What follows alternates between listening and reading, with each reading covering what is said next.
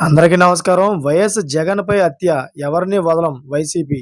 ఈ విషయాలను తెలియాలంటే గనక వీడియో మీరు కంప్లీట్‌గా చూడండి. అప్పుడే మీకు కంప్లీట్ ఇన్ఫర్మేషన్ ఏంటో అర్థమవుతుంది. అదేవిధంగా చాలామంది వీడియో చూస్తున్నారు కానీ లైక్ అని కామెంట్ చేయట్లేదు. దయచేసి లైక్ అని కామెంట్ చేయండి. లైక్ అని కామెంట్ చేయడం వల్ల ఈ విషయాలన్నీ మనం చాలా మందికి తెలియజేసేవాళ్ళం అవుతాం. అదేవిధంగా వైఎస్ జగన్‌పై హత్య అనే విషయం గురించి కూడా మనం కూడా చాలా తెలుసుకునేవాళ్ళం అవుతాం. ఇంకా లేట్ చేయకుండా పూర్తి వివరాలుంటే మనం తెలుసుకుందాం. ఫ్రెండ్స్, ఆంధ్రప్రదేశ్ రాష్ట్రంలో మాజీ ముఖ్యమంత్రి వైసీపీ పార్టీ అధినేత వైఎస్ జగన్మోహన్ రెడ్డికి భద్రత కల్పించడంలో చంద్రబాబు కూటమి ప్రభుత్వం దారుణంగా విఫలమవుతోందని కొత్త అంశాన్ని తెరపైకి తీసుకువస్తున్నారు. ఒక మాజీ ముఖ్యమంత్రికి ఇవ్వాల్సిన సెక్యూరిటీని చంద్రబాబు కూటమి ప్రభుత్వం అసలు ఇవ్వడం లేదని, జగన్మోహన్ రెడ్డి ప్రాణానికి ప్రమాదం పొంచి ఉందని వైసీపీ నేతలు చెబుతున్నారు.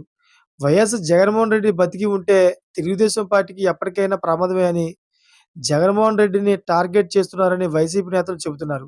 అందుకే వైఎస్ జగన్మోహన్ రెడ్డి ఎక్కడికి వెళ్ళినా పోలీసులు తక్కువ సంఖ్యలో ఉంటున్నారని గుర్తు చేశారు.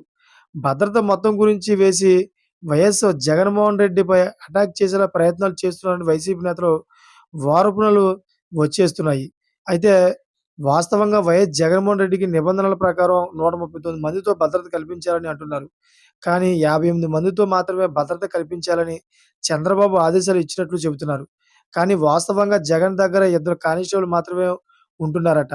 అలాగే జగన్మోహన్ రెడ్డి నివాసం వద్ద అసలు భద్రతా సిబ్బంది లేరని చెబుతున్నారు. అందుకే మొన్న అగ్ని ప్రమాదం జరిగినా కూడా ఎవరు తొందరగా రియాక్ట్ కాలేదని కూడా వైసీపీ నేతలు ఆరోపణలు చేస్తున్నారు. కావాలనే వైఎస్ జగన్మోహన్ రెడ్డిని టార్గెట్ చేసి చంద్రబాబు కూటమి ప్రభుత్వం విశ్వ ప్రయత్నాలు చేస్తుందని మండిపడుతున్నారు.